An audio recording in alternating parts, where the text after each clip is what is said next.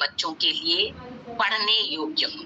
मेरे विचार से आपकी कक्षा बहुत ही रुचिकर रहेगी।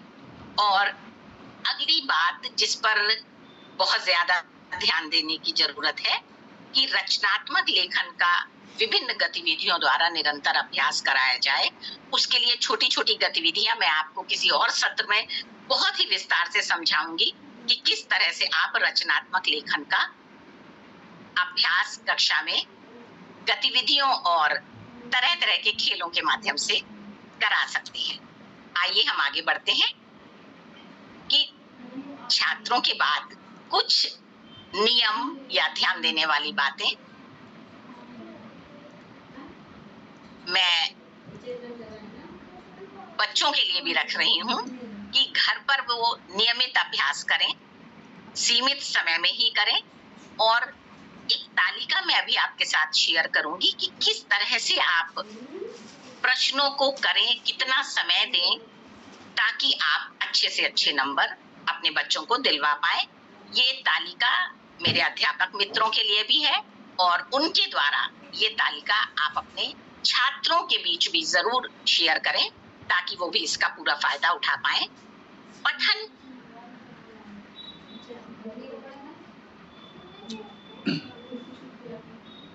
जो कह रही हूँ वो मुख्य रूप से कक्षा 9 और 10 के बच्चों पर केंद्रित है। तो पठन की गति को बढ़ाएं, इसलिए क्योंकि जब आपके पेपर में 2 पैसेज अपठित आते हैं उस समय अगर आपकी पढ़ने की गति बहुत धीमी है तो आपको बहुत ज्यादा समय लगता है उसको हल करने में। और अगर आपके पठन की गति अच्छी है तो आप उसे जल्दी से पढ़ के समझ सकते हैं और हल कर सकते हैं। इसलिए पठन की गति को बढ़ाना भी बहुत जरूरी है। छात्रों को मेरा विशेष ये सुझाव है कि किसी भी स्थिति में उन्हें घबराना नहीं है। तनाव से आप कोसों दूर रहें ताकि आप शांत मन से परीक्षा में प्रश्न पत्र को लिख सकें। एक विशेष बात जो मैंने नोट की है, कई बार बच्चों को पेपर में समझ में नहीं आता या उन्हें कहीं कठिनाई होती है तो वो पानी पीना या शौचालय जाने में वो समय व्यर्थ करते हैं। इस बात के बारे में सभी अध्यापक अपने अपने छात्रों को, विद्यार्थियों को ये जरूर बताएं कि परीक्षा हॉल में जो समय मिल रहा है 3 घंटे उसको वो बिल्कुल भी बर्बाद ना करें। अगर पाठांश नहीं भी समझ में आ रहा है तो कम से कम उसको 2 बार 3 बार पढ़ने की कोशिश करें। और मैं सोचती हूँ कि अगर आपने कक्षा में अच्छे से पढ़ाई की है तो उसे आप दूसरी बार में पढ़ के समझ ही लेंगे, क्योंकि जो भी दिया जाता है वो आपकी ही उम्र के बच्चों के समझने लायक होता है। प्रश्न पत्र में दिए गए निर्देशों का विशेष ध्यान रखें, क्योंकि आपको पठन के लिए जब 15 मिनट का समय दिया जाता है उस समय का आप भरपूर उपयोग कीजिए ताकि प्रश्न पत्र लिखने का समय जो 3 घंटा है वो आप प्रश्नों को हल करने में इस्तेमाल कर पाए। अपने उत्तरों को यथासंभव क्रमशः लिखें। कई बार बच्चे क्वेश्चन नंबर बहुत आगे पीछे कर देते हैं तो यकीन मानिए मेरे जितने शिक्षक मित्र परीक्षक होंगे उन्हें पता होगा कि कितनी तकलीफ होती है। इसलिए बच्चों को ये जरूर बताएं कि यथासंभव उत्तर क्रमशः लिखें और अगर थोड़ी परेशानी हो रही है उन्हें तो कम से कम एक पूरा खंड एक साथ जरूर लिखें। इससे परीक्षक को भी सुविधा होगी और बच्चों को ज्यादा से ज्यादा नंबर मिलने की भी संभावना बढ़ जाएगी। साथ ही शब्द सीमा का पालन करें। आजकल जो पेपर आ रहा है आपका उसमें शब्द सीमा लिखी हुई होती है तो बच्चे उसका जरूर पालन करें। ये कुछ ऐसी बातें हैं जो हम में से हर एक अध्यापक अपने छात्रों को के बीच जरूर शेयर करें ताकि बच्चे अच्छी तरह से प्रश्न पत्र कर सकें और उनको अच्छे नंबर मिल सके। 3 घंटे का समय होता है आपके पास बच्चों, इसलिए मैं अब जो आपको तालिका दिखाने जा रही हूँ उस पर आप विशेष गौर करें और मेरे अध्यापक मित्र भी उसको जरूर देखें। और अगर आपको वो पसंद आती है तो चैट बॉक्स में जरूर अपनी प्रतिक्रिया जाहिर करें। 100% अंक मिलेंगे आपके विद्यार्थियों को। ऐसा मैंने ये प्रयोग सफल होते भी देखा है, इसीलिए आप लोगों के लिए ये तालिका तैयार की है। आइए हम तालिका शेयर कर रहे हैं। ये एक पूरी तालिका बनाई है मैंने, और मैंने इसके आधार पर पहले स्वयं प्रश्न पत्र हल करके भी देखा है। इसलिए मैं सोचती हूँ कि अगर आप इस तरह से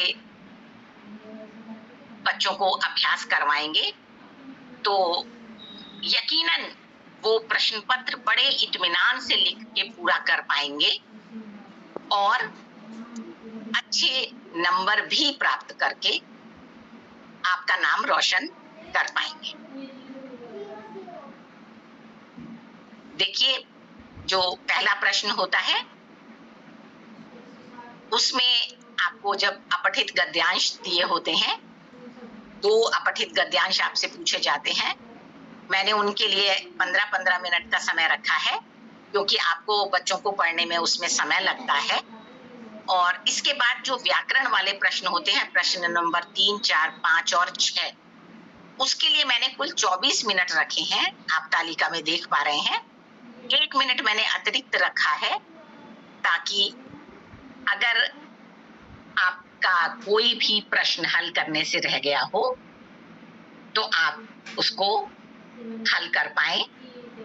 बराबर आपको ABCD आंसर जो आप लिखते हैं उसके साथ साथ अगर आप उसके आगे लिखा गया वाक्यांश भी अपनी उत्तर पुस्तिका में लिखते हैं तो ये सबसे अच्छा तरीका है, ताकि जांच करने वाले को थोड़ी भी तकलीफ ना हो। उसके बाद प्रश्न नंबर 7 और 8 पठित गद्यांश का होता है, जिसके लिए मैंने 10 मिनट रखे हैं, और पठित काव्यांश के लिए भी 10 मिनट रखे हैं। इस तालिका के में मैंने अंक भार भी समझाया है, ताकि ये बात आप आसानी से समझ सकें। और आप देख रहे हैं कि खंड क उसमें कुल 75 मिनट यानी कि 1 घंटे 15 मिनट में आप खंड का कर सकते हैं। खंड ख में आपके वर्णनात्मक प्रश्न होते हैं। इनको हल करने के लिए आइए एक बार इस पर फिर से नजर डालते हैं कि पठित गद्य, जिसमें से आप 3 में से 2 प्रश्नों का चुनाव करते हैं, मैंने इसके लिए सिर्फ 12 मिनट रखे हैं। और ये इसलिए कम रखे हैं क्योंकि पठित गद्य बच्चे आप पढ़ चुके हैं, अध्यापक द्वारा पढ़ाया जा चुका है, आपको अच्छे से समझ में आ चुका है, तो उसको लिखने में आपको कम समय लगेगा। इसी तरह पठित पद्य के लिए भी मैंने सिर्फ 12 मिनट रखे हैं। पूरक पुस्तक से जो प्रश्न आते हैं उनके लिए भी 12 मिनट, और संकेत बिंदुओं के आधार पर जो आप अनुच्छेद लेखन करते हैं उसको मैंने 15 मिनट दिए हैं, क्योंकि यहाँ पर अध्यापक मित्र बड़ी आसानी से समझ सकते हैं कि मैंने इसको ज्यादा क्यों दिया है, क्योंकि यहाँ पर अनुच्छेद लिखने के लिए हमें विचार करना पड़ता है, अपने विचारों को क्रमानुसार संगठित करना पड़ता है, फिर हम लिखना शुरू करते हैं। तो जो हम वो योजना बना रहे हैं अनुच्छेद लेखन की, उसके लिए मैंने यहाँ पर 3 मिनट अतिरिक्त दिए हैं। उसके बाद पत्र लेखन जो 120 शब्दों में लिखना होता है, 14 मिनट में आप पूरा कीजिए। विज्ञापन लेखन 8 मिनट में पूरा कीजिए, क्योंकि ये कम शब्दों में लिखा जाने वाला है और आप कक्षा में काफी अभ्यास कर चुके होते हैं। सूचना लेखन 8 मिनट में पूरा करना है, और लघु कथा के लिए लिखना या ईमेल जो प्रश्न पूछा जाता है अंतिम प्रश्न, उसको मैंने 14 मिनट दिए हैं, क्योंकि लघु कथा लिखने में हमारे बच्चों को थोड़ा समय लगता है। मैंने स्वयं पेपर हल करके देखा। अगर आप मेरे अध्यापक मित्र संभवतः इस बात से सहमत होंगे कि अगर इस तरह से बच्चा एक तालिका के आधार पर प्रश्न पत्र हल करने का अभ्यास करता है, तो सबसे पहली बात कि वो हर प्रश्न के जवाब अच्छी तरह से लिख पाएगा, शब्द सीमा के अंतर्गत लिखेगा, अतिरिक्त लिखने की कोई आवश्यकता नहीं है, और उसके साथ साथ कोई भी प्रश्न आपका छूटेगा नहीं। पेपर में देखें तो करीबन 700 750 शब्द आपको लिखने होते हैं, तो अपनी लेखन की गति बढ़ाने का जरूर प्रयास करें, और अध्यापक मित्र भी हमेशा बच्चों को लेखन अभ्यास में गति की तरफ विशेष ध्यान दें, ताकि कभी भी प्रश्न परीक्षा में छूटे नहीं। इसके अतिरिक्त 20 नंबर इंटरनल होते हैं, जिसमें बच्चे के पूरे साल उन्होंने कक्षा में कैसा काम किया है, क्या परियोजना गतिविधियां की हैं, क्या पोर्टफोलियो बनाया है, किस तरह का काम कर रहे हैं, अटेंडेंस क्या है, डिसिप्लिन, बिहेवियर, उन सब चीजों को हम 20 नंबर में रखते हैं। तो ये तो बात हुई हमारे पेपर की, और आप देख रहे होंगे कि जो समय की तालिका है उसमें हमारे पास 10 मिनट बच रहे हैं।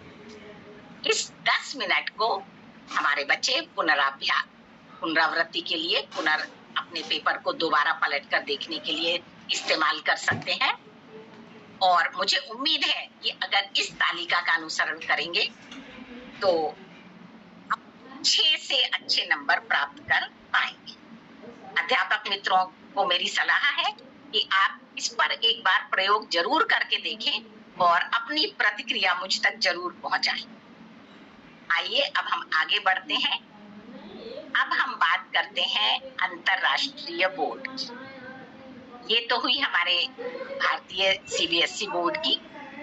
अब हम बात कर रहे हैं आईजीसीएसई पाठ्यक्रम की, जो कैम्ब्रिज द्वारा चलाया जाता है। मैं एक लंबे समय से इसकी अध्यापिका रही हूँ, और ये पाठ्यक्रम जब मैंने ज्वाइन किया था तो मुझे इसीलिए बहुत पसंद था क्योंकि उस समय सीबीएसई के पाठ्यक्रम में इतनी ज्यादा गतिविधियां नहीं थी जो हम आईजीसीएसई के पाठ्यक्रम में देख रही थी।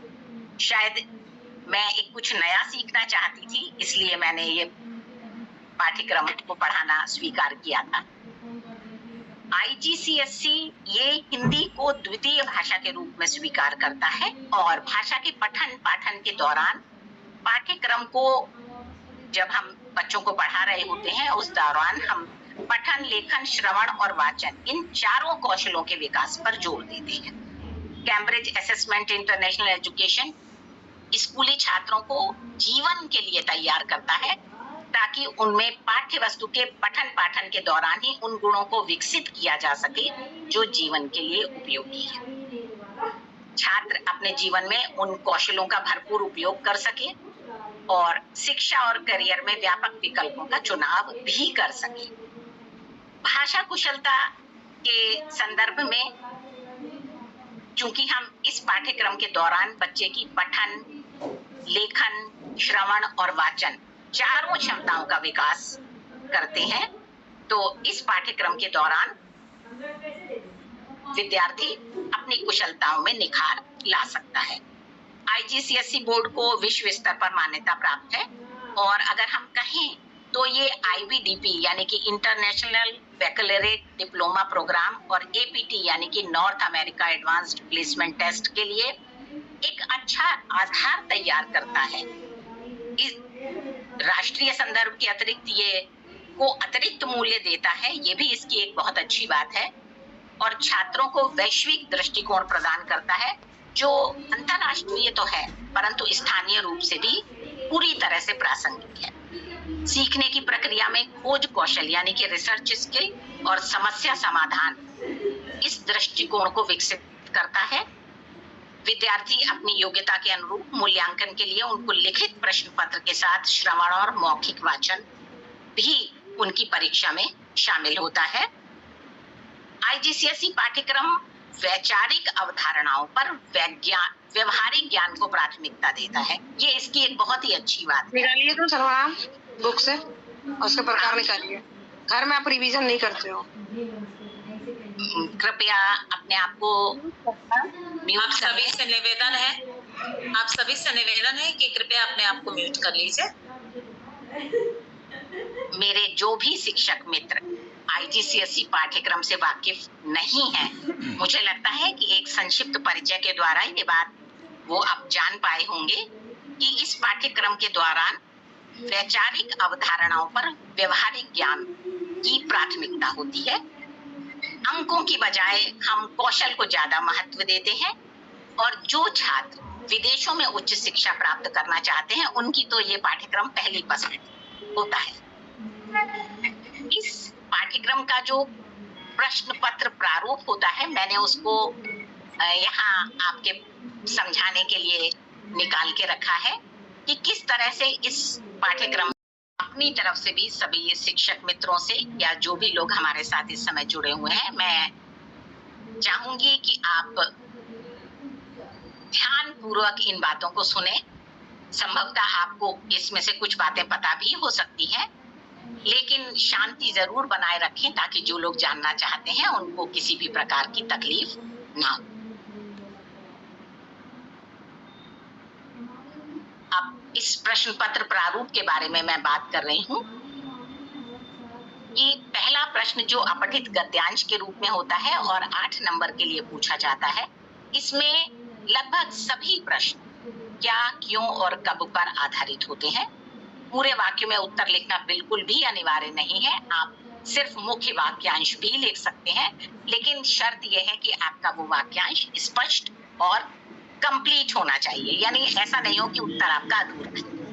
कीवर्ड आप लिखेंगे वो उस पर भी आपको अंक दिए जाएंगे। इस वाले प्रश्न को हल करने के लिए आप 10 से 15 मिनट का ही समय लें। इस प्रश्न में बच्चे पूरे अंक प्राप्त कर सकते हैं, बस लिखते समय शब्दों के सही रूप का प्रयोग करें।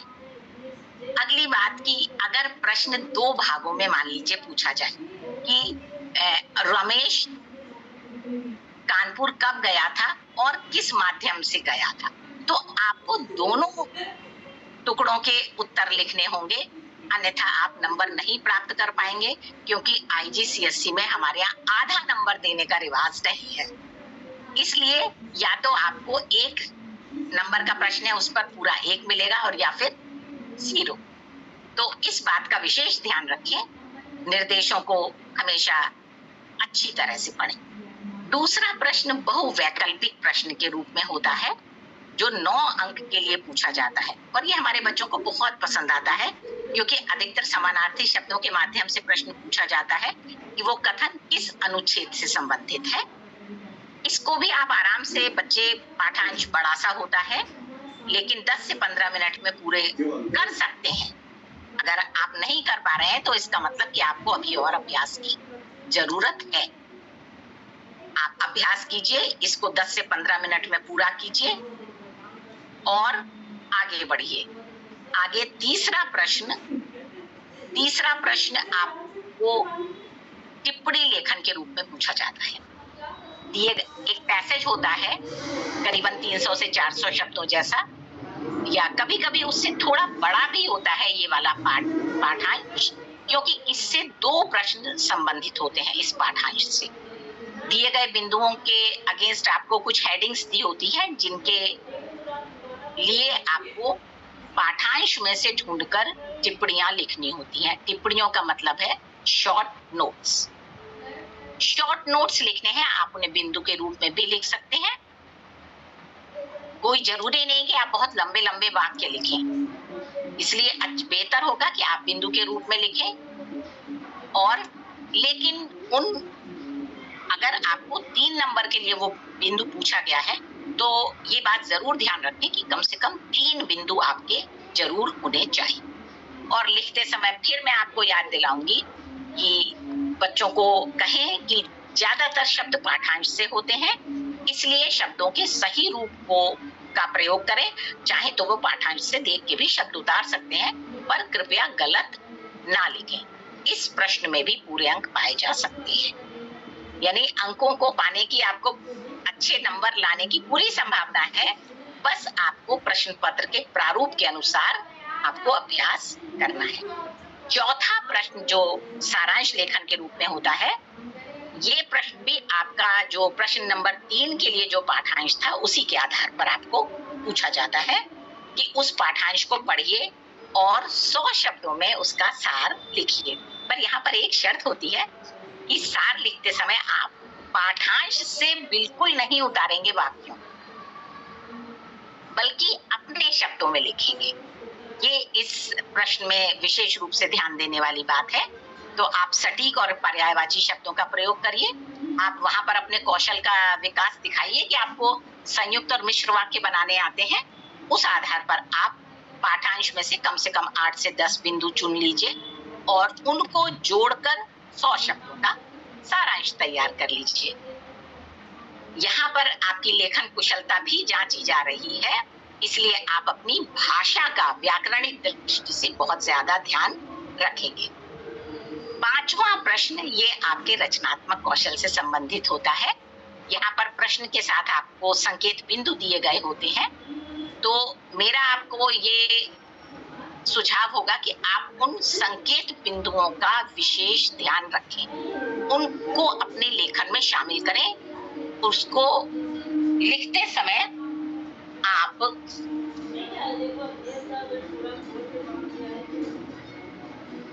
ये ध्यान रखें कि शब्द सीमा भी ज्यादा नहीं होनी चाहिए और आप अपने विचारों का विस्तार देते समय उन दोनों संकेत बिंदुओं को जरूर शामिल करें। इस प्रश्न का उत्तर आपको सिर्फ 120 शब्दों में लिखना होता है।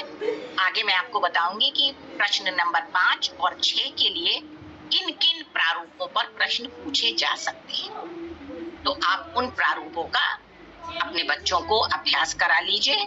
तो मेरे विचार से छात्रों के लिए ये दोनों प्रश्न करना और ज्यादा से ज्यादा नंबर पाना बहुत आसान हो जाएगा। प्रश्न नंबर 6 जो इस प्रश्न पत्र का सबसे बड़ा प्रश्न, यानी ये 16 नंबर का प्रश्न है और इसका जवाब आपको 200 शब्दों में लिखना होता है। इसलिए यहाँ पर मेरा एक सुझाव है कि आप प्रश्न को 2 बार जरूर पढ़ें। संकेत बिंदुओं का भी ध्यान रखें, अपने विचारों को पहले व्यवस्थित कर लें। आप चाहें तो रफ पेज का इस्तेमाल करें, थोड़ी अपनी योजना बना लें और उसके बाद अपना लेखन प्रारंभ करें। इस प्रश्न के लिए मैंने 20 से 25 मिनट का समय रखा है ताकि आप आराम से अपने विचारों को इकट्ठा करें, अपनी एक योजना बना लें और फिर उन संकेत बिंदुओं का इस्तेमाल करते हुए आप अपना लेखन कार्य करें। क्योंकि ये वाला प्रश्न सबसे ज्यादा नंबर का होता है, इसलिए आपको इसको करते समय विशेष ध्यान भी रखना है। 20 से 25 मिनट का समय मैं इसमें देती हूँ पूरा करने के लिए। विस्तार करते समय आप अपने व्याकरण, सटीक शब्दावली और मुहावरों का भी प्रयोग कीजिए। आपकी भाषा जितनी प्रभावशाली होगी, आपके नंबर उसी हिसाब से बढ़ेंगे। अंतिम 5 से 10 मिनट का समय जो मैं चाहती हूँ कि बच्चे अपने प्रश्न पत्र के दोहराव के लिए रखें। तो यहाँ पर फिर मैं अपने शिक्षक मित्रों से कहूंगी कि आप इस प्रश्न पत्र का अभ्यास कराते समय भी इसी प्रकार का अपनी एक समय नियोजन तालिका रखें ताकि दोहराव के लिए समय भी बराबर बचे। आइए मैंने आपकी सुविधा के लिए एक तालिका स्वयं भी बनाई है और वो मैं आपको शेयर करती हूँ। उससे पहले मैं आपको ये बताना चाहूंगी कि प्रश्न 5 और 6 में जो प्रारूप पूछे जाते हैं वो क्या क्या होंगे। इसमें आपसे चित्राभिव्यक्ति या चित्रलेखन पूछा जा सकता है, अनुच्छेद लेखन, निबंध, रिपोर्ट, भाषण, वाद विवाद, आप पक्ष या विपक्ष कुछ भी लिख सकते हैं भाषण के तौर पर, लेख, फिल्म समीक्षा, पुस्तक समीक्षा, साक्षात्कार, संवाद, डायरी या ब्लॉग और तार्किक लेखन।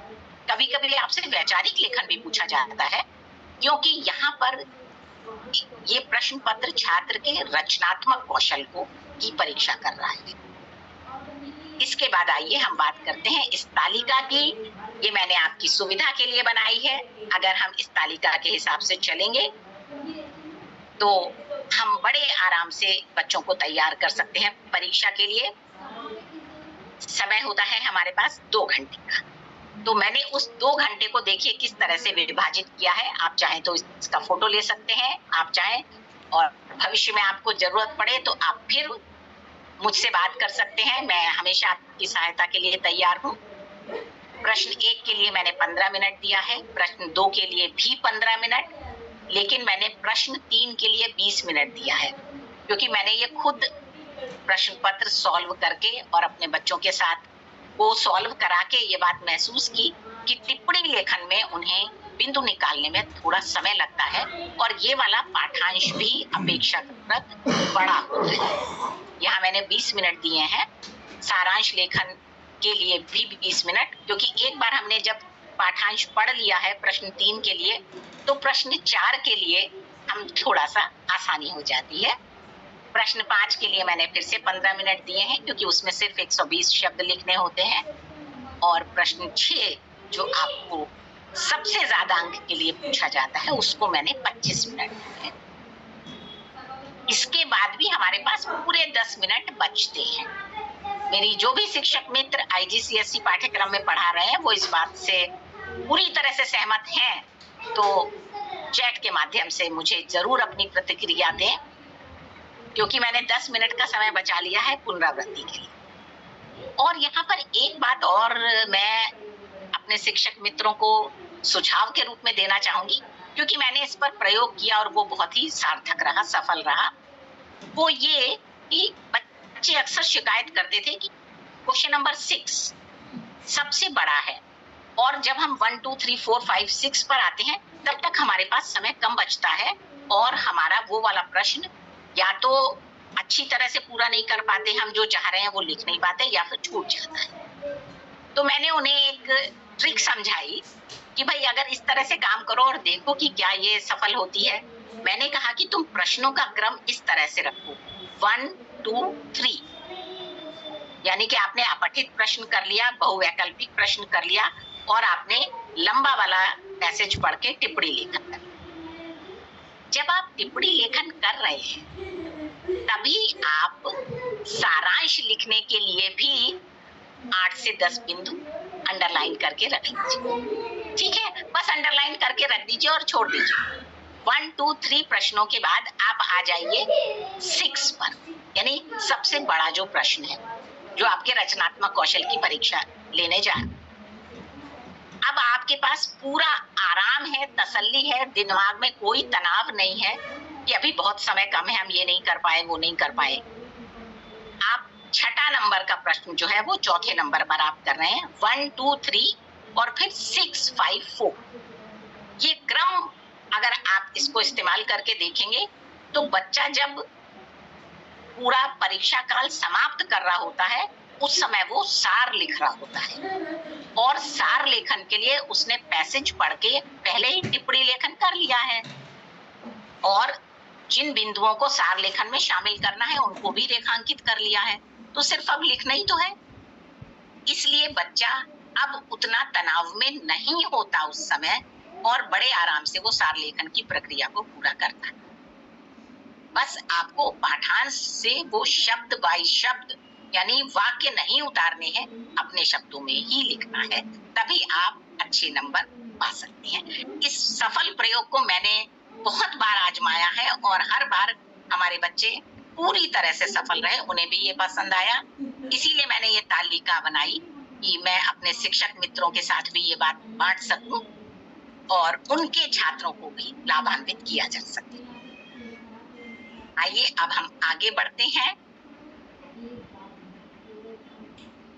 इस तालिका के बाद जो सेकंड पेपर होता है हमारे IGCSE पाठ्यक्रम का, मैं उसके बारे में बात कर रही हूँ कि यहाँ पर 4 प्रश्न होते हैं। पहला प्रश्न कुछ छोटी छोटी घटनाओं से संबंधित होता है, 6 अंक के लिए पूछा जाता है। दूसरा प्रश्न रिक्त स्थान की पूर्ति के प्रारूप पर होता है जो 8 अंक के लिए। तीसरा हिंदी से जुड़ना सिखाया है।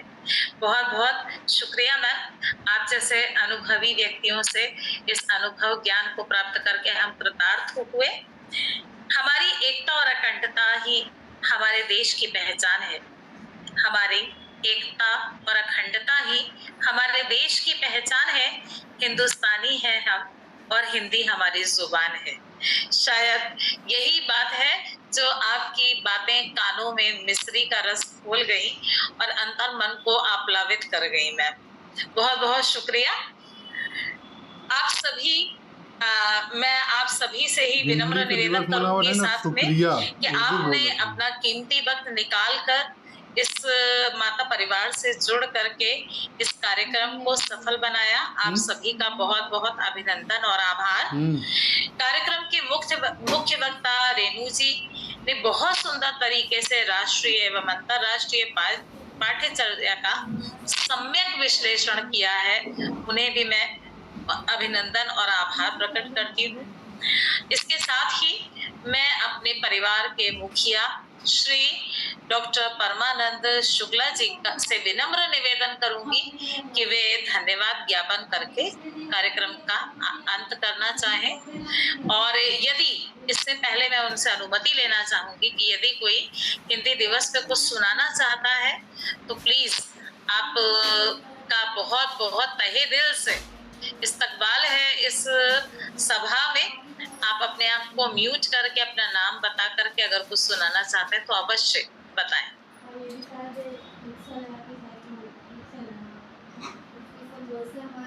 बहुत सुंदर आपका प्रयास रहा आप लोगों का। और मैं एक फीडबैक फॉर्म अभी मैसेज में डाल दे रहा हूँ चैट बॉक्स में। आप सभी लोग उस फॉर्म को भरेंगे तो जितने लोग जुड़े हुए हैं अभिलाष तक, सभी को जो है सर्टिफिकेट हम 1 हफ्ते के अंदर भेज देंगे। तो आज के कार्यक्रम से बहुत ही बेहतरीन प्रयास रहा है आप लोगों का जुड़ा हुआ, और ये आपको मैं भेज दिया हूँ। ये आपका गूगल फॉर्म फीडबैक फॉर्म गया है। और देखिए, मैं चाहता हूँ कि आप लोग में से जो भी काव्य पाठ करना चाहें, जो कहानी सुनाना चाहें, और जो कुछ छोटी छोटी चीज़ें बताना चाहें, तो 1-1 मिनट के समय लेकर के आप बोल सकते हैं, बता सकते हैं, जिनकी जैसी इच्छा हो। देखिए, हिंदी माता परिवार सदैव आप लोगों के साथ है। हिंदी माता परिवार के जो मैं तो बनाया हूँ हिंदी माता परिवार का ये संस्था को, लेकिन यह हिंदी माता परिवार जो है यह वास्तव में पहले से ही बना हुआ है। और हिंदी अगर नहीं होती तो शायद ये हिंदी माता परिवार नहीं होता जो है। हिंदी के आगे मैंने केवल परिवार लगा दिया है, तो माँ तो पहले से ही है। तो इसलिए हिंदी माता परिवार के जितने भी जुड़ने वाली बहनें हैं, माताएं हैं, और जितने भी हमारे बड़े बुजुर्ग हैं, और जितने भी शिक्षक बंधु हैं, सभी का मैं दिल की अनंत गहराइयों से बहुत बहुत धन्यवाद ज्ञापित करता हूँ। और आज जो रीनू मैम ने प्रस्तुति की है, मुझे बहुत ही खुशी हो रही है कि हम उस तरफ बहुत तेजी के साथ पढ़ रहे हैं, जहाँ पर जो है अंतर्राष्ट्रीय स्तर पर हिंदी को मान्यता तो मिल ही चुकी है, और राष्ट्रीय स्तर पर आज हिंदी दिवस के दिन हिंदी को मान्यता दिलाने का हम लोग संकल्प लेते हैं, ताकि भारत को राष्ट्रीय भाषा के रूप में हिंदी भाषा मिले। और आज की जो मॉडरेटर ने इतना बढ़िया बेहतरीन संबोधन किया है, और बहुत बेहतरीन मैं तो शब्दों में नहीं कल्पना कर सकता हूँ, न कह सकता हूँ। और डॉक्टर रितु शर्मा जी ने बेहतरीन प्रयास किया है, स्मृति जी ने, और धन्यवाद सर, धन्यवाद आपको भी। और स्मृति जी ने बड़ा ही अच्छा आज प्रस्तुति किया है। और आपके साथ एक बहन थी जो है, क्या नाम था उनका? स्मिता जी ने बहुत ही बढ़िया अच्छा किया है। और मैं अब चाहता हूँ कि जो लोग अपना प्रश्न पूछना चाहते हैं, अभी मैं धन्यवाद नहीं दे रहा हूँ, थैंक्स नहीं दे रहा हूँ मैं, ठीक है। और ये तो आज शुरू हो रहा है। जो लोग आपके पास 7:30 बजे तक का, या मैं टाइम बढ़ा भी सकता हूँ 30 मिनट तक का, जो लोग अपनी अभिव्यक्ति व्यक्त करना चाहते हैं। देखिए, शिक्षकों की अभिव्यक्ति व्यक्त होती है जब कुछ क्रांति आती है, और सभी क्रांतिकारी यहाँ पर आज उपस्थित हैं। मैं चाहता हूँ कि क्रांतिकारी सभी लोग अपना हाथ उठाएं, रेज करें, जिन्हें बोलना है, जिन्हें प्रश्न पूछना है, जिन्हें जो है काव्य पाठ करना है, जिन्हें कुछ भी करना है, जो भी अपनी प्रस्तुति करना है, हाथ उठाएं। देखिए, मेरे लिए, मैं एक शिक्षक हूँ, मेरे लिए सबसे बड़ा इम्पोर्टेंट क्या रखता है पता है आप लोगों को? कोई बता सकता है? मेरे लिए सबसे ज्यादा इम्पोर्टेंट रखता है आगे बैठा हुआ विद्यार्थी जो प्रश्न पूछने पर तुरंत हाथ उठा देता है, रेज योर हैंड। मेरे लिए वो सबसे ज्यादा इम्पोर्टेंस रखता है। और इसलिए मैं देखना चाहूंगा, रीनू मैम, किसी ने हाथ उठाया है, उनका माइक ऑन कर दीजिए। किसी ने हाथ उठाया कुछ बोलने के हाँ लिए? जी, रोली जैन जी। रोली जैन जी का हार्दिक स्वागत है।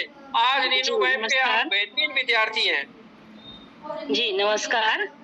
तो हम लोग जानते हैं कि इंग्लिश के तो बहुत सारे अक्षर हमने पढ़े हैं, तो इंग्लिश के अक्षर तो साइलेंट होते भी हैं। रोली मैम, हाँ जी, हाँ जी, मजा हाँ जी। कम आ रहा है इस कार्यक्रम में। कृपया आप माइक तो खोल लिए हैं, आप वीडियो भी खोल लीजिए, सामने आइए आप। थोड़ा वीडियो में मेरा प्रॉब्लम है, फोन से ज्वाइन हुई हूँ तो इसलिए उसमें थोड़ा प्रॉब्लम है। कोई बात जी। नहीं, कोई बात नहीं। अगर प्रॉब्लम है तो कोई दिक्कत नहीं है। हाँ जी, हाँ जी, हाँ जी।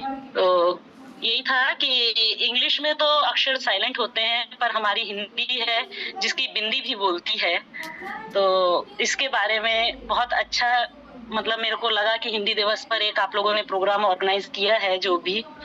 तो हाँ, एक चीज मैं जानना चाहूंगी रेणु जी से कि जैसे आप आईजीएससी के बारे में बता रहे हैं, तो इसके बारे में कुछ और क्वेश्चंस अगर हम आपसे पर्सनली कभी आगे पीछे पूछना चाहें, तो वो कहाँ पर हम आपसे कांटेक्ट कर सकते हैं?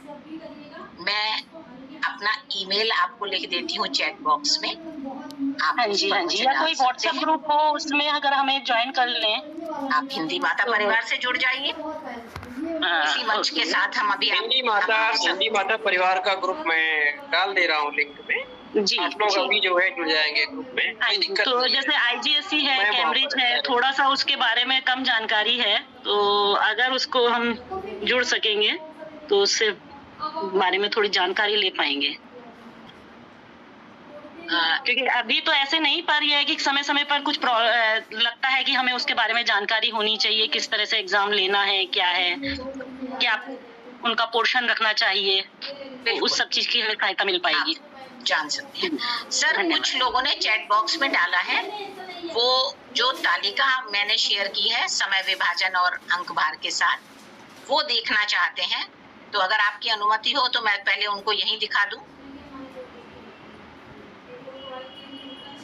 कई सारे लोगों ने ये चैट बॉक्स में लिखा है, आप अगर कहें तो मैं उन्हें यहीं दिखा दूं, या फिर आप हिंदी माता परिवार से जुड़िए, मैं आपको तालिका वहां पर भी शेयर कर सकती हूँ। आपको जब कभी भी जैसी भी सहायता चाहिए, मैं हमेशा आपके साथ हूँ।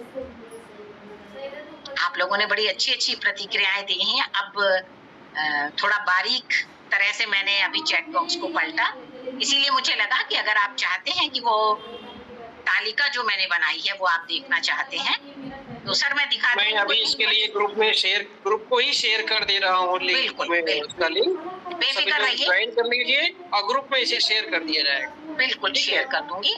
हमारे शिक्षक मित्र हमारी सहायता चाहते हैं और हम हमेशा आपके साथ हैं।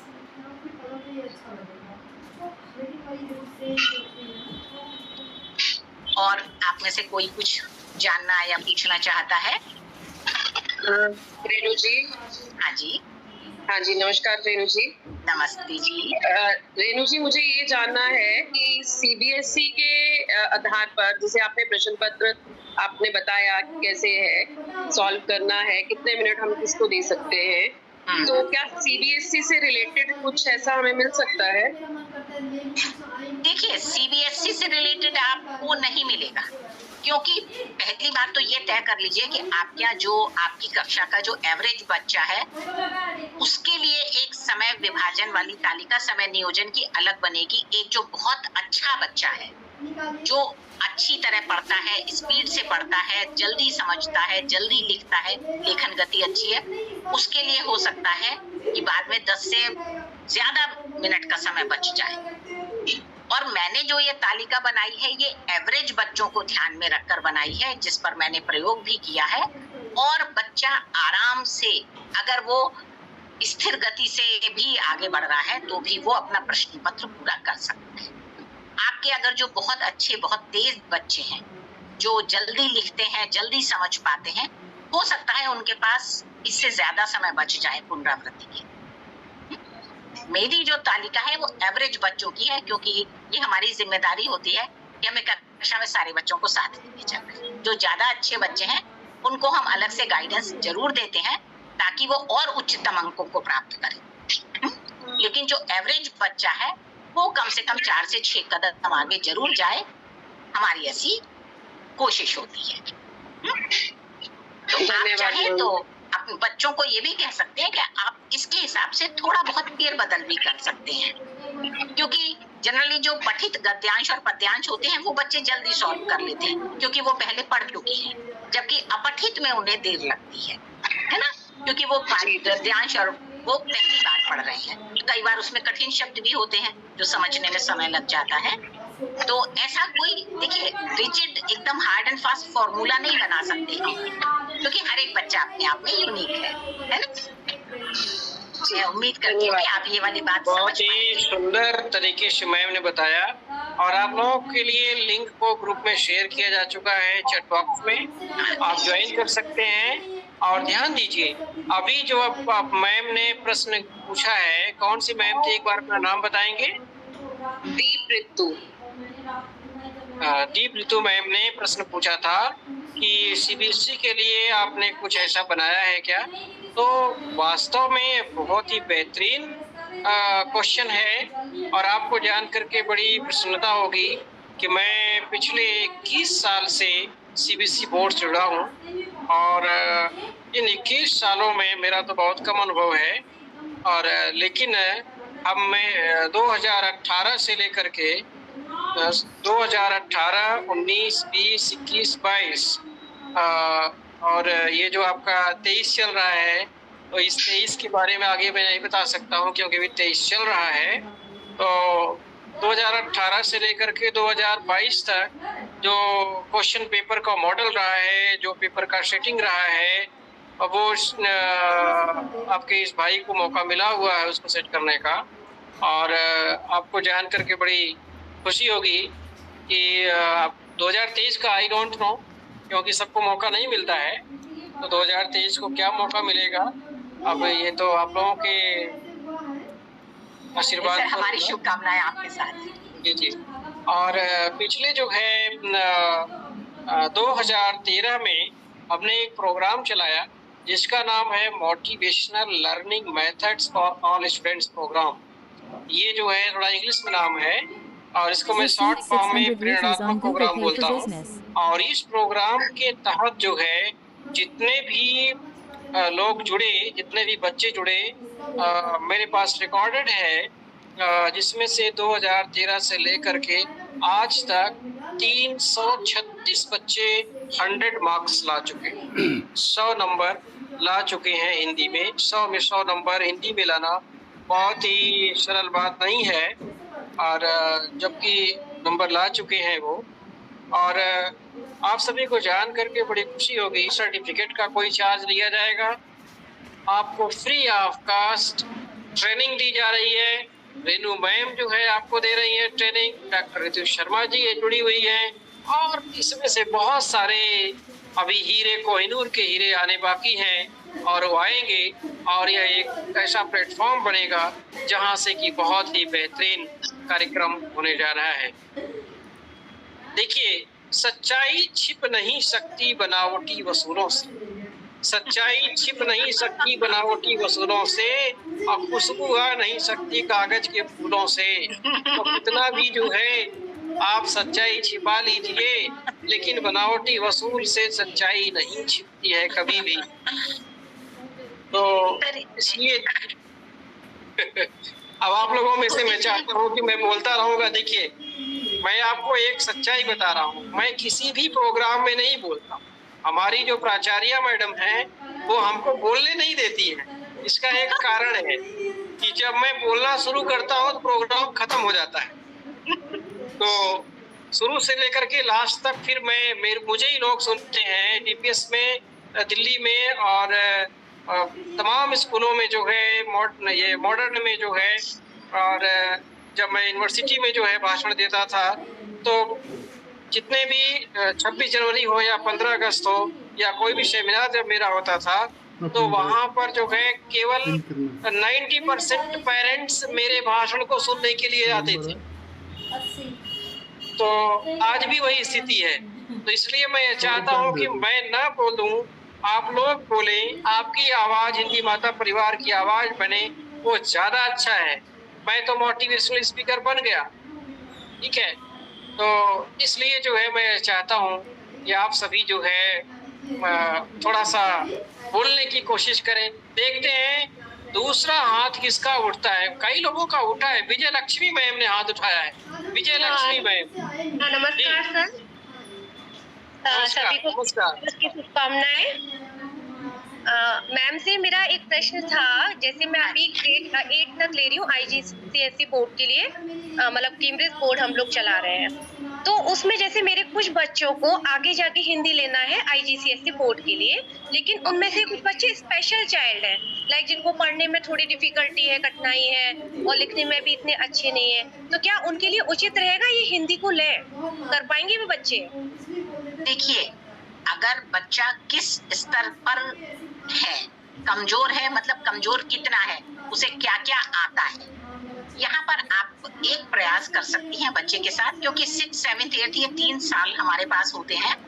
9वीं में आने तक हम बच्चे को काफी मजबूत बना सकते हैं। वो इस तरह कि आप सारी क्लास के लिए जो पेपर बना रहे हैं, उस प्रश्न पत्र को, मैं ये नहीं कहती आप प्रश्न चेंज करें, लेकिन उनका प्रारूप चेंज करें, ताकि बच्चा उसको हल कर पाए और उसके अंदर आत्मविश्वास बढ़ सके। फिर आप देखिए वो धीरे धीरे आपके इस प्रयास से वो सामान्य बच्चों के साथ आ जाएगा। जैसे एक उदाहरण देती हूँ कि आपने बच्चों को कुछ प्रश्नों का उत्तर पूछा है, आप जो कमजोर बच्चा है उसको fill in the blanks form में दे दीजिए, रिक्त स्थान पूर्ति की तरह, ताकि बच्चे को सिर्फ ही शब्द लिखना है। और वैसे भी IGCSE तो कहता ही है कि आप पूरा सेंटेंस ना लिखें तो भी है, लेकिन कीवर्ड आपके उत्तर में होना चाहिए। इस तरह से अगर प्रश्नों के प्रारूप को बदलें तो, क्योंकि ये प्रयोग मैंने भी अपने यहाँ किया है, मेरे विभाग में बहुत सारे बच्चे, और कई बार जो विदेशी बच्चे हमारे यहाँ आते हैं वो हमारे भारतीय बच्चों की अपेक्षा भाषा ज्ञान में पीछे होते हैं, लेकिन क्योंकि अब वो हमारे पास है, वो विद्यार्थी, वो छात्र, तो उसको आगे ले जाना ये हमारी जिम्मेदारी है। और मैं बहुत तरह के ऐसे प्रयोग मैंने किए हैं और अपने सहायक अध्यापिकाओं को भी समझाया कि किस तरह से हम उस बच्चे को आगे ले सकते। सबसे पहली बात है उसमें वो रुचि जगाना और उसका आत्मविश्वास बनाए रखना।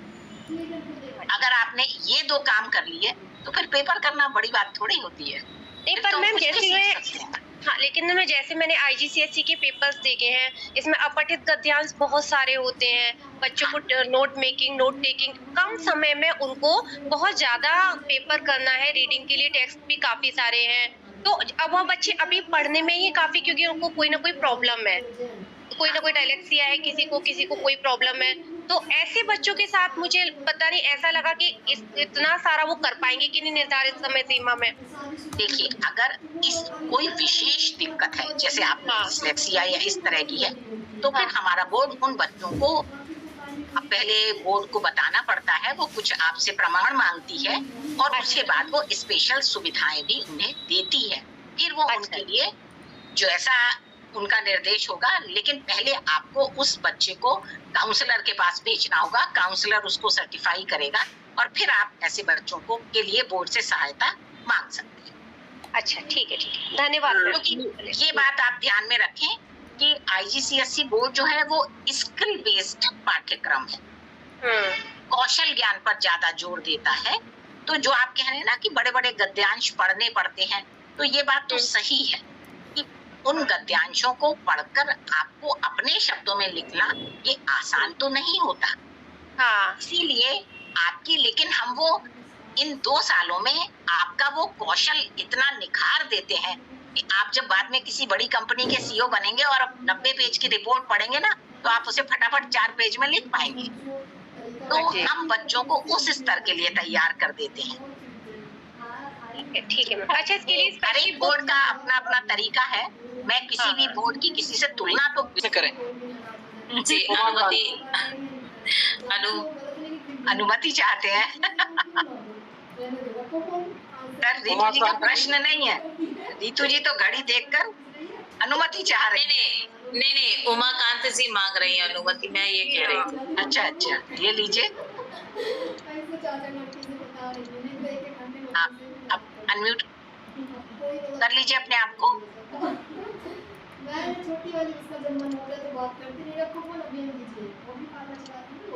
पहले अनम्यूट कर लीजिए मैम। वो अपने आप को अनम्यूट नहीं कर पा रही शायद। कर लिया। कर लिया। सभी को हिंदी दिवस की अनेक अनेक शुभकामनाएं। मैं गोवा से बात कर रही हूँ, प्रांजलि चौधरी। एक्चुअली ये अकाउंट मेरे हस्बैंड का, इसलिए उमाकांत नाम दिखाई दे रहा है। एक्चुअली मेरे 2 प्रश्न थे मैम से।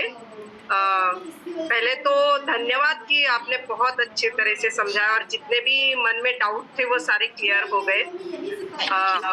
मेरा 2 छोटे से प्रश्न है कि पहले मैं सीबीएसई में पढ़ाती थी, अभी हाल ही में आईजीसीएसई स्कूल ज्वाइन किया है। लोअर सेकेंडरी और सेकेंडरी को पढ़ाती हूँ। तो मेरा पहला प्रश्न था कि क्या हम लोग व्याकरण के बेस क्वेश्चन दे सकते हैं क्या प्रश्न पत्र में?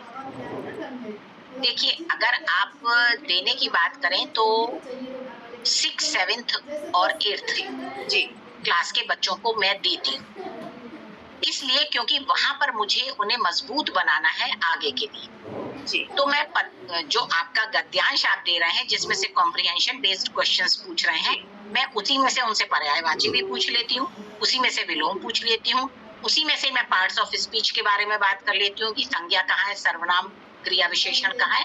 तो आप भी व्याकरण की जो छोटी छोटी इकाइयां हैं उन पर प्रश्न उसमें से पूछ सकते हैं। लेकिन 9th में आने पर मैं वो पैटर्न अपनाती हूँ जो बोर्ड प्रश्न पत्र का प्रारूप हमें देता है। लेकिन आप पिछली क्लासों में यानी मैं 5 से लेके 8 के बीच में भरपूर व्याकरण देती हूँ, लेकिन वो पाठांश के आधार पर ही दे देती हूँ ताकि दोनों चीजें सॉल्व हो जाती हैं हमारी। जी, जैसे कि फॉर एग्जांपल अगर मैं कहूँ कि हम लोग जो एसेट पेपर सॉल्व करवाते हैं बच्चों से, अगर उस तरह का अगर मैं पेपर बनाऊँ प्रैक्टिस के लिए, जो गद्यांश के ऊपर ही होता है, उसमें ग्रामर भी होता है, सब कुछ होता है, तो इस तरह के अगर पेपर बना सकते हैं हम तो मतलब उसमें कोई हर्ज नहीं है ना? नहीं, बिल्कुल नहीं, क्योंकि देखिए कक्षा 6, 7, 8 या आप 5 भी जोड़ लीजिए, 5, 6, 7, 8, ये हमारे ऊपर है कि हम बच्चों को कितनी मजबूती से तैयार कर रहे हैं, है ना, ताकि वो जब 9th क्लास में पहुंचे तो वो उस प्रश्न पत्र प्रारूप को जो कैम्ब्रिज हमें दे रहा है उसको हल करने के लिए मजबूत हो जाए। तो आप बिल्कुल पिछली कक्षाओं में इस तरह का प्रश्न पत्र बना सकते हैं, और बल्कि जो बीच में आप साइकिल टेस्ट लेते हैं या कोई और फॉर्मेटिव सबमिटिव असेसमेंट करते हैं उसमें भी बना सकते हैं। क्योंकि कई बार पेरेंट्स की ये शिकायत आती है कि आपका प्रश्न पत्र तो उस पैटर्न पर नहीं है, तो फिर मैं उन्हें ये बात अच्छी तरह से समझाती हूँ कि इस समय हमें बच्चे की मजबूती पर ध्यान देना है, उसके ज्ञान पर ध्यान देना है, उसके वो कौशल विकास पर ध्यान देना है। प्रश्न पत्र प्रारूप तो बाद में वो हल कर ही लेगा, है ना। तो आप भी इस बात का ध्यान रखेंगे तो आपको जरूर फायदा मिलेगा। सुंदर आपने बताया और बेहतरीन जानकारी दिया मैडम को। और एक छोटा सा मेरा सजेशन है मैम को, जिन्होंने प्रश्न किया था अभी, और शायद आप सुन पा रही हैं मुझे, तो उसमें जो है 6 से लेकर के 6वीं क्लास से लेकर के आप 10वीं क्लास तक आप अगर बोर्ड का पैटर्न रखें तो बहुत ही बेहतरीन जो है आपको मार्क्स बच्चों के मिलेंगे, और उनको बोर्ड का पैटर्न पहले से ही मालूम रहेगा। 6 में आप छोटा, अगर अनसीन पैसेज देना है आपको तो छोटा अनसीन पैसेज दे दीजिए, और उसमें जो है क्वेश्चन करना है। देखिए आप लगभग अगर सीबीएसई की बात करें तो 40 मार्क्स का ऑब्जेक्टिव हो गया है और 40 मार्क्स का सब्जेक्टिव हो गया है, तो 80 मार्क्स का क्वेश्चन पेपर आ रहा है।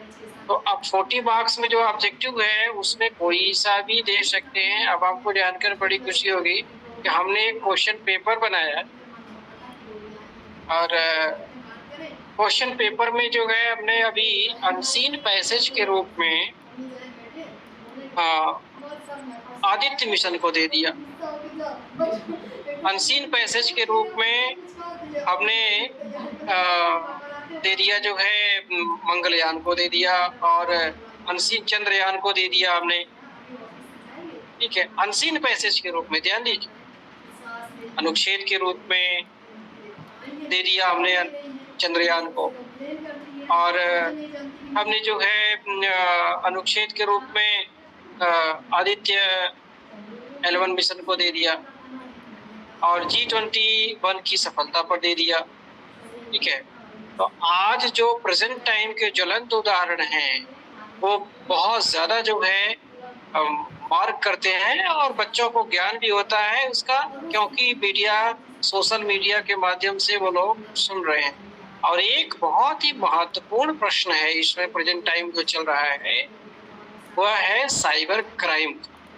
साइबर क्राइम, साइबर क्राइम पर अगर आप प्रश्न करते हैं बच्चों से, खास करके बोर्ड के बच्चों से, तो 99% ये संभावना है कि अनुच्छेद के रूप में, संवाद के रूप में या किसी भी रूप में ये सारे पॉइंट आए जो।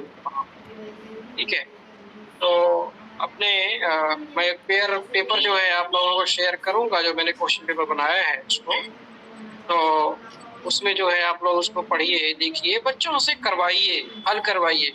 अभी मैडम ने जैसे बताया, रेणु सक्सेना मैम ने, कि क्वेश्चन मैं अपठित गद्यांश में ये पूछ लेती हूँ। बहुत ही बेहतरीन प्लानिंग है, जबरदस्त प्लानिंग है कि अनुच्छेद, ये जो मुहावरा है या आपका जो है लोकोक्ति है, आपका जो है पर्यायवाची शब्द है और आपका पदबंध है, आपका जो है वाक्य रचना हो गया, ये सारी चीज़ें उसमें आ जाती हैं। और अलंकार हो गया छोटी क्लासेस में, बड़ी क्लासेस में तो अलंकार है नहीं है, छोटी क्लासेस में अलंकार हो गया। इन सारे प्रश्नों को आप समास को, समास सबसे इम्पोर्टेंट चीज़ है, समास को अगर आप प्रश्न करते हैं, मैं इसलिए बता रहा हूँ कि कई CBSE के लोगों का प्रश्न आ गया मेरे पास, क्वेश्चन आ गया, तो CBSE वालों के लिए ये समास जो है बहुत इम्पोर्टेंट है, मुहावरे इम्पोर्टेंट हैं। और आपका जो वाक्य रचना है, जो CBSE B ग्रुप है, उनके लिए जो है बहुत ही महत्वपूर्ण है कि तीनों प्रकार की वाक्य रचना कैसे करते हैं। और ज्वलंत उदाहरण लीजिए, क्योंकि ज्वलंत उदाहरण जो होता है उसमें आएगा ही आएगा, 100% आएगा। अब जैसे G20 सम्मेलन संपन्न हुआ, या कौन सा वाक्य है, कितने लोग बता सकते हैं? ये जो रैंक सरल वाक्य है, G20 का सम्मेलन हुआ और G20 के सम्मेलन में बाइडेन जी भाग लिए। कौन सा हो गया? संयुक्त वाक्य हो गया। बहुत खूब, बहुत खूब। और ध्यान दीजिए, जैसे ही बाइडेन हवाई जहाज से उतरे, वैसे ही आपके तो बहुत तेज है, प्रश्न पूरा नहीं हुआ, जवाब देने लगे। उन्हें ले जाया गया, तो कौन सा वाक्य हो गया? मिश्रित वाक्य हो गया। तो इस तरह के ज्वलंत उदाहरण, ये जो है टीचर की बॉडी लैंग्वेज है, ये टीचर का बॉडी लैंग्वेज। कोई बुक, किसी किताब में नहीं मिलता है, बॉडी लैंग्वेज टीचर को खुद पैदा करना पड़ता है। ठीक है, यहाँ पर एक और मैं सभी अपने शिक्षक साथियों से निवेदन करना चाहूंगी कि आप जो भी इकाई में दिक्कत महसूस करते हैं या आप उस पर कुछ और विशेष प्रकाश डलवाना चाहते हैं तो जरूर शेयर करें, ताकि हम आगामी सत्रों में उन चीजों को शामिल कर पाएं और आपकी उन समस्याओं को दूर कर पाएं। जो भी इकाई आपको लगता है या जो भी आपकी समस्या है वो जरूर हम तक पहुंचाएं, ताकि हमारे सत्र आपकी सहायता के लिए लाभकारी साबित हो। बस ये मेरा एक निवेदन था। बहुत सुंदर, बड़ा ही लंबा ये प्रोग्राम खिंच गया। अब मैं वोट ऑफ थैंक्स देने जा रहा हूँ और सर इसके साथ ही मैं दो लाइनें हम कहना चाहेंगे। पहले दो लाइन जी, हिंदी माता परिवार के संदर्भ में मुश्किलें जरूर हैं मगर ठहरा नहीं हूँ मैं। मुश्किलें जरूर हैं मगर ठहरा नहीं हूँ मैं, मंजिलों से जरा कह दो अभी पहुंचा नहीं हूँ मैं। कदमों को बांध ना पाएगी मुसीबत की जंजीरें, कदमों को बांध ना पाएंगी मुसीबत की जंजीरें, रास्तों से कह दो अभी भटका नहीं हूँ मैं। सब सब्र का बांध टूटेगा तो फना करके रख दूंगा, सब्र का बांध टूटेगा तो फना करके रख दूंगा। सर संभवतः आप समय ज्यादा तो नहीं ले रहे हैं वैसे? नहीं, बोलिए दुश्मन से जरा कह दो अभी गर्जा नहीं हूं मैं, दिल में छिपा के रखी है लड़कपन की चाहतें, दिल में छिपा के रखी है लड़कपन की चाहतें, मोहब्बत से कह दो अभी बदला नहीं हूं मैं। साथ चलता है दुआओं का काफिला, साथ चलता है दुआओं का काफिला, किस्मत से जरा कह दो अब तन्हा नहीं हूं मैं। बहुत बहुत वाह वाह वाह वाह, क्या बात है। बहुत ही सुंदर। अब हम परिवार के साथ हैं और कहते हैं ना एकता में शक्ति, संघ है शक्ति। तो अब ये इस एकता की शक्ति अपने लक्ष्य तक पहुंचाएगी भाई जी। तो किस्मत से कह दो अब तन्हा नहीं हूं मैं। बहुत सुंदर सर। मैं आदरणीय परमानंद शुक्ला जी से निवेदन करूंगी कि कृपया धन्यवाद ज्ञापन करके कार्यक्रम का यथावत समापन करें। बहुत सुंदर। अभी एक किसी मैम की आवाज आ रही थी बीच में, तो शायद उनकी संख्या समाधान नहीं हुआ है। आप बोले, प्रश्न कर सकते हैं। जी मैं ये जानना चाह रही थी कि मैं अभी भी ग्रुप में लिंक में ज्वाइन नहीं कर पा रही हूँ। वो आ रहा है कि एडमिन को फिर रिक्वेस्ट करना है। तो सर जैसे ही मीटिंग बंद होगी या तो ये चैट आप दोबारा से इसको एक्टिवेट करके या एडमिन का अप्रूवल लेके दोबारा से चैट डालें। मुझे नहीं पता बाकी लोग ज्वाइन कर पाए या नहीं कर पाए। ऐसा नहीं है, आप जो है ज्वाइन कर लेंगे जैसे ही ये सेशन समाप्त होगा। मैंने देखिए आज हो क्या रहा है ना कि किसी भी ग्रुप में लोग घुस जाते हैं अपने आप, तो हमने हाई सिक्योरिटी लगा रखा है, ठीक है। जितने लोग रिक्वेस्ट किए होंगे सबको जो है जोड़ दिया जाएगा ग्रुप में, और वो रिक्वेस्ट मेरे पास आ गई है, और जैसे ही मैं उस पर क्लिक करूंगा सब लोग जुड़ जाएंगे। आप निश्चिंत रहिए, ठीक है, आपको जोड़ दिया जाएगा। तो बहुत बहुत धन्यवाद। मैं धन्यवाद देता हूँ सम्माननीय रेणु सक्सेना जी का, और जो कि सरस्वती की साक्षात माँ सरस्वती की जो है जो ज्ञान की देवी हैं, उनके रूप में आज यहाँ पर विराजमान है, और मैं उनको बहुत बहुत धन्यवाद देता हूँ। मैं धन्यवाद देता हूँ आज हमारे मॉडरेटर का, जिन्होंने डॉक्टर रितु शर्मा जी ने बेहतरीन प्रयास से इस कार्यक्रम को सफल बनाया है, और मैं बेहतरीन प्रयास के लिए बहुत धन्यवाद। बहुत अच्छा आपने वक्तव्य दिया है। देखिए, मैं रेणु सक्सेना जी के बारे में 2 लाइन बोलना चाहूँगा। आज सीबीएसई में जिस तरह से चीज़ों को जोड़ा जा रहा है, जिस तरह से सीबीएसई में चीज़ों को जोड़ा जा रहा है, सेम चीज जो है आईजीसीएसई में बहुत पहले से चल रहा है। बिल्कुल सही, बिल्कुल सही। तो सीबीएसई और मुझे तो लगता है कि आईजीसीएसई और सीबीएसई एक दूसरे के पर्याय हैं, ठीक है, हो गए हैं। बिल्कुल जी, क्योंकि तो बहुत ही बेहतरीन आपने बताया, और जिस तरह से आपने जो तालिका प्रस्तुत किया, बेहतरीन तालिका थी वो, और वो तालिका तो मेरे दिल को छू गई है। और मैं आपको बताऊं, इतना बढ़िया वो तालिका है, अगर उस तालिका से टीचर पढ़ाए तो निस्संदेह जो है सक्सेस मिलेगी, सफलता मिलेगी। आपको बताना चाहूँगा, कुछ दिन पहले, लगभग 6 साल पहले, हमने जो है ब्लूप्रिंट बनाया। ब्लूप्रिंट सभी लोग जानते होंगे, ब्लूप्रिंट का मतलब पेपर का होता है, लेकिन मैं ज्यादा बोलता था इसलिए मैंने अपना ब्लूप्रिंट बनाया। जब मैं क्लास में जाऊंगा पढ़ाने तो मुझे इतने मिनट में ये बोलना है, इतने मिनट में ये बोलना है, इतने मिनट में ये बोलना है, इतने मिनट में ये बोलना है।